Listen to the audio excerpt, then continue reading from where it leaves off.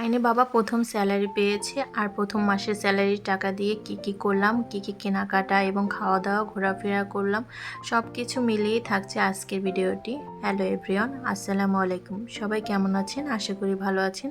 আমরাও আলহামদুলিল্লাহ ভালো আছি। তো এর আগের ভিডিওতে আপনারা দেখেছেন যে আমরা কিছু কেনাকাটা করব আইনে পাপার বেতনের টাকা দিয়ে, যার জন্য এটিএম বুথে চলে গিয়েছিলাম। সেখান থেকে টাকা উঠিয়ে এখন আমরা যাচ্ছি শহরের দিকে। এখন আমরা রিক্সা করে নিয়েছি আর রিক্সা করে এই তো চলে আসছি বাজার রোডের একটি দোকানে, শাড়ির দোকান। তো এখান থেকে আমার শাশুড়ির জন্য এবং শ্বশুরের জন্য শাড়ি, লুঙ্গি এগুলো কেনাকাটা করছিলাম। আর আয়ন খুব ব্যস্ত হয়ে গেছিল বাসায় যাওয়ার জন্য, আর ওখান থেকে কেনাকাটা করে চলে আসছি অ্যাপেক্সে। এখান থেকে আমার শ্বশুরের জন্য জুতো নেব। আর আয়নকে দেখতেই পাচ্ছেন, আয়নের ড্রেস চেঞ্জ, তো ওর জন্য চন্দ্রবিন্দু থেকে একটা ড্রেস নিয়েছি হালকা পাতলা গরমের জন্য পরার। আর অনেক ড্রেস আছে, যার জন্য খুব একটা ভারী ড্রেস কিনলাম না। তো এর ফাঁকে অনেক কিছুই কেনাকাটা করেছি, যেটা আপনাদের সাথে বাসায় গিয়ে শেয়ার করব। তো কেনাকাটা শেষে চলে আসলাম খাওয়া দাওয়া করতে। আর শহরে আসবো খাওয়া দাওয়া করব না, তা তো হতেই পারে না। তো আমরা এখন কাচ্চি বিরিয়ানি খাবো, হাজির কাচ্চি বিরিয়ানি। বরিশালে অনেক জায়গায় আমরা ট্রাই করেছি, তো এখানেরটাও খুব একটা খারাপ না, ভালোই। এখানের প্রাইস আর অন্য সব জায়গার প্রাইস একই, কিন্তু কোয়ান্টিটি একটু মনে হয় ভালো বেশি। যাই হোক, এই তো আমরা খাওয়া দাওয়া শুরু করে দিলাম কাচ্চি বিরিয়ানি। আর আয়নের জন্য নেয়নি, কারণ ও আমার কাছ দিয়ে শেয়ার করবে। আর সেখান থেকে খাওয়া দাওয়া শেষ করে চলে যাচ্ছি বাসার দিকে। আর বাসার দিকে যাওয়ার আগে একবার একটু থামবো, কারণ কাকুলিমা ওখান থেকে আমরা মিষ্টি নেব। আয়ন মিষ্টির কথা বলেছিল, যার জন্য মিষ্টি কেনার জন্য এই তো চলে আসছি, দেখতেই পাচ্ছেন। আর এটা হচ্ছে আমাদের বরিশাল শহর, সবাই দেখে ভিডিও দেখে তো অবশ্যই বুঝতে পারছেন। এই যে মেহেন্দিগঞ্জ দধিঘর থেকে আমরা এখন মিষ্টি নেব। তো রিক্সাওয়ালাকে বললাম, সে একটু সাইড করে তারপর মিষ্টি নিয়ে বাসার উদ্দেশ্যে রওনা করে চলে আসলাম। আর এই যে কে কেনাকাটা করেছি সব কিছু আপনাদের সাথে শেয়ার করছি। আর একটা বড় গাড়ি কিনেছে, দেখতেই পাচ্ছেন। সে তো সারাদিন খেলনা ছাড়া কিছুই বোঝে না।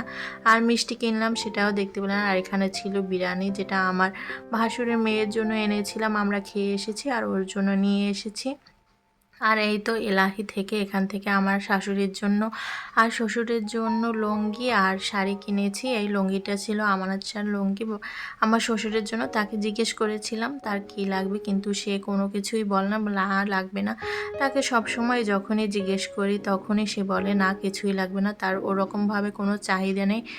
আলহামদুলিল্লাহ একটা শ্বশুর পেয়েছি, শাশুড়ি পেয়েছি, ভালোই। মানে অন্য সব জায়গা অনেকেই দেখে অনেক ঝামেলা, আমাদের মধ্যেও টুকিটাকি ঝামেলা হয় না সেটা বলবো না, তারপরও মানে আল্লাহর কাছে শুকরিয়া, সব কিছু মিলেই আলহামদুলিল্লাহ। আর এই যে আয়নের জন্য ড্রেস কিনছিলাম, সেই ব্যাগ, আয়ন তো ড্রেস পরেই আসছে। আর একজোড়া পন্স কিনছিলাম ওর জন্য বাসায় পরার জন্য, সেই জুতোটা। আর এই শাড়িটা আমি কিনেছি আমার শাশুড়ির জন্য। সে একটা সাদামাটা খুব একটা শাড়ি পছন্দ করে না, মানুষের এক একজনের পছন্দ এক এক রকমের, যার জন্য সে পিঙ্ক কালারটা একটু বেশি পছন্দ করে। আর তার অনেক পিঙ্ক কালারের শাড়ি আছে, যার জন্য আমি একটু কম্বিনেশন মিলিয়ে নিয়ে আসছি। আর এখানে ছিল আমার শ্বশুর বলছিল যে আমার কিছু লাগবে না, তারপর অনেক জোড়াজুড়ি করার পরে বলেছে যে আমার জন্য বাসায় পরার জন্য একটা জুতা, এর আগেও আমরা কিনে দিয়েছিলাম অ্যাপেক্স থেকে, তো সেটা নষ্ট হয়ে গেছে, ওই একই রকমের একটা জুতা নিয়ে আসতে। তো সেই রকমেরই সেম আর এক জোড়া জুতা নিয়ে আসছি। আর এটা হচ্ছে আমার কেনাকাটা, মহিলাদের বুঝেনি তো, গৃহিণীদের কেনাকাটা সাংসারিক। তো আমার ওরকমের ড্রেস, জুয়েলারি বা ওইসবের ওরকম একটা চাহিদা নাই। চাহিদা বলতে যখন কোনো অনুষ্ঠান বা কিছু পরে তখন আমরা কেনাকাটা করি, ওই করি না সেটা বলবো না। তো এই তো সাংসারিক জিনিস, আমি এই কড়াইটা টপারের কিনেছিলাম, আর একটা খুন্তি, আর ওই যে মাছের আইস উঠানোর ওইটা। তো সব কাজবাজ শেষ করে এটা রাতের বেলা আয়নকে ভাত খাওয়াতে নিয়েছিলাম, সে খাবেই না, তার বোনকে বিরিয়ানি খেতে দেখে আমরা ভেবেছি আয়ন যখন খেয়ে এসেছে তখন বোধহয় আর খাবে না, কিন্তু সে বায়না করলো না বিরিয়ানি খাবে। তারপর তার পাপাকে ফোন দিয়ে আমি আবার বিরিয়ানি নিয়ে আসলাম। আর এখানে ছিল আমাদের মাসিক বাজার, তো আমাদের অনেক কিছুই এই গত মাসের রয়ে গিয়েছে। তো যতটুকু দরকার ছিল, মানে যেটা যেটা শেষ হয়ে গেছে সেগুলোই আমরা আনিয়ে নিয়েছি। আর এই যে আমাদের মাসিক বাজার। আর এই যে আইনে বাবা আমাদের জন্য আম নিয়ে আসছে। আমরা কিন্তু আমরুপালিটা কিন্তু খুবই পছন্দ করি আমাদের বাসার সবাই। তো আয়ন এখানে দেখাচ্ছিল, বন্ধুরা দেখো এই যে আম, তো সে জাগাতেই পাচ্ছিল না। তো এই ক্লিপটা ছিল পরের দিন সকালবেলা, উঠেই দেখছি বৃষ্টি, তো নাস্তা বানাতে চলে আসলাম।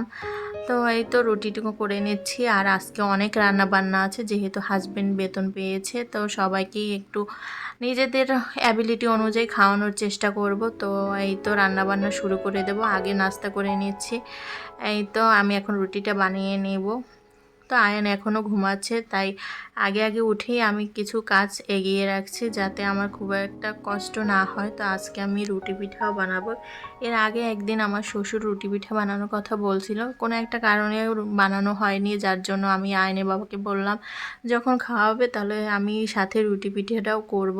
তো এই তো চা বসিয়ে দিলাম। আর এই ছিল আজকে সকালে সিম্পল নাস্তা, চা আর রুটি।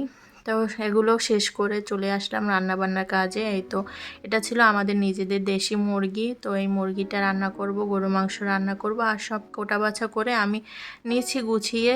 তো গুছিয়ে রান্না করলে কিন্তু অতটা সময়ও লাগে না। তো এদিকে আমি আগে মাংসটা বসিয়ে দিচ্ছি, গরুর মাংসটা সব কিছু মিক্স করে একবারে হাতে মাখিয়ে তারপর বসিয়ে দেব। আমি যে পাতিলটায় রান্না করব সেই পাতিলটায় মাংস নিয়ে নিয়েছি। তারপর এখানে পেঁয়াজ কুচি, পেঁয়াজ বাটা, আদা বাটা, রসুন বাটা, জিরা, তারপর আপনার ধনিয়া গুঁড়া, তারপর গরম মশলা সব কিছু একবারে মিক্স করে যা যা লাগে সব কিছু দিয়ে দিচ্ছি, এবং পরিমাণ মতো তেল দিয়ে হলুদ মরিচ দিয়ে আমি মাখিয়ে নেব। তো মাখিয়ে আগে গরু মাংসটাও বসিয়ে দেব।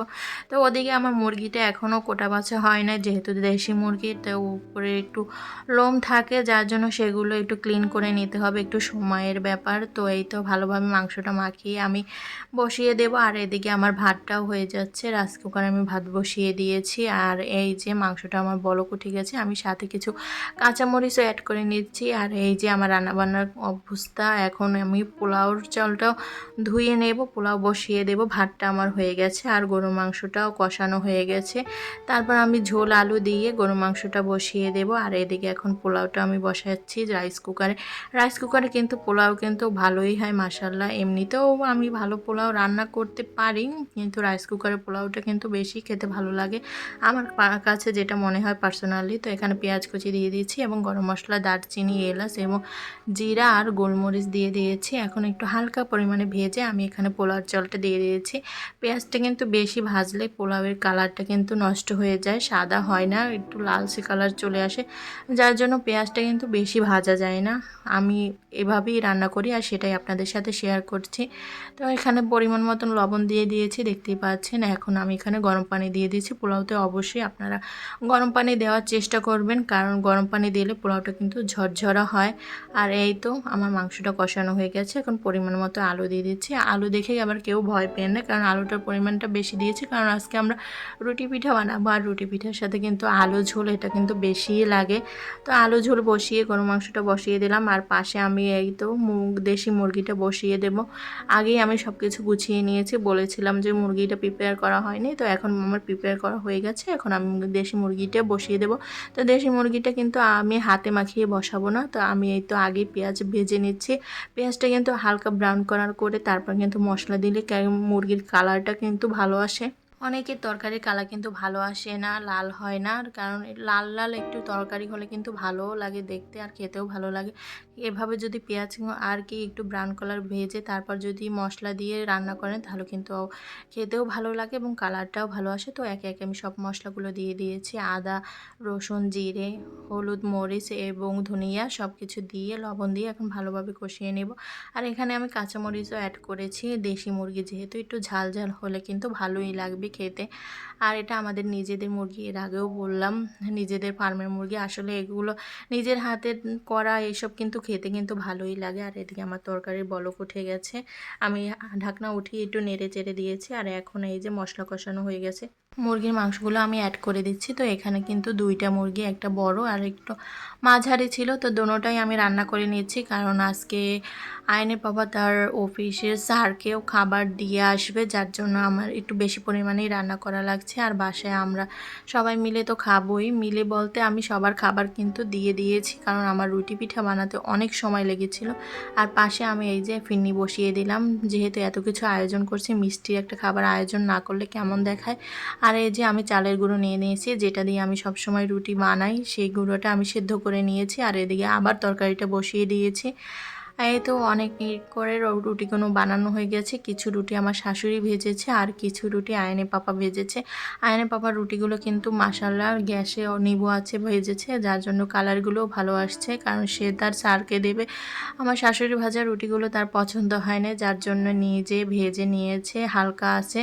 আর এই যে সবাইকে খাওয়া দাওয়া করানো কিন্তু হয়ে গিয়েছে। এখন লাস্টে এই যে আসরের আজান দিয়ে দিয়েছে, তখন আমি খাবার খেতে আসছি। আমার গোসল হয়ে গেছে অনেকক্ষণ আগে, কিন্তু আমার শরীরটা এতটা খারাপ লাগছিল, যার জন্য নিজে একটু শুয়ে পড়েছিলাম। শুয়ে তারপর থেকে উঠে যাই একটু খাবার খাই, কারণ সকাল থেকে কিছু ওইরকমভাবে খাওয়াও হয় নাই। তো আমি এখন শুধু রুটি পিঠাই খাবো, যার জন্য গরুর মাংস ও মুরগির মাংস দুটোই পাশাপাশি নিয়ে নিয়েছি। আর মাশাল্লাহ তরকারিটা ভালোই হয়েছিল।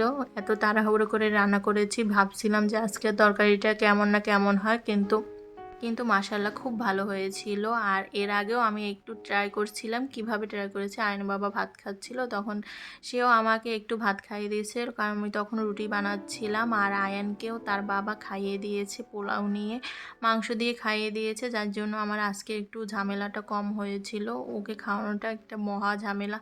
তো এই তো দেখতেই পাচ্ছেন মাংসটাও কিন্তু অনেকটা সফট হয়ে গেছে। আর এইটুকু খাবারে আমি খেয়ে নিয়েছিলাম। সারাদিন কাজ করার পরে ওরকমভাবে খেতেও ইচ্ছে করছিল না।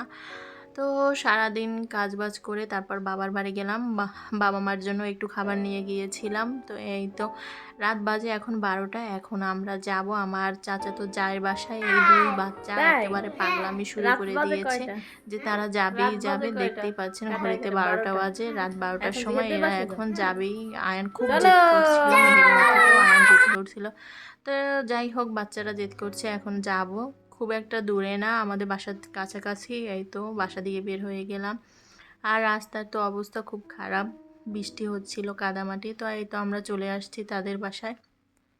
তার আয়ান এসেই এখানে বায়না করছিল সে চা খাবে, চার সাথে রুটি খাবে। বাসায় এত রুটি তার হাতে খেতে ইচ্ছে করছে না, কিন্তু ওই বাসায় গিয়ে ভাবি অনেক দিন যাবতীয় অসুস্থ, তারপরও আয়ান বাচ্চা মানুষ বায়না করছে, সেজন্য সে রান্নাঘরে চলে আসছে। তাদের জন্য এই যে পরোটা বানাচ্ছে আর চা করছে। যেহেতু আমরা আজকে অনেক ভারী খাবার খেয়েছি, ওরকম পেটে একটা ক্ষুধাও ছিল না। সে আগেই এখানে আম কেটে দিয়েছিল, তারা খেয়েছে, তারপর চা বসিয়ে দিয়েছে। যদি আমার ভিডিও ভালো লাগে অবশ্যই লাইক, কমেন্ট এবং শেয়ার করতে ভুলবেন না। সবাই ভালো থাকবেন, সুস্থ থাকবেন। আসসালামু আলাইকুম।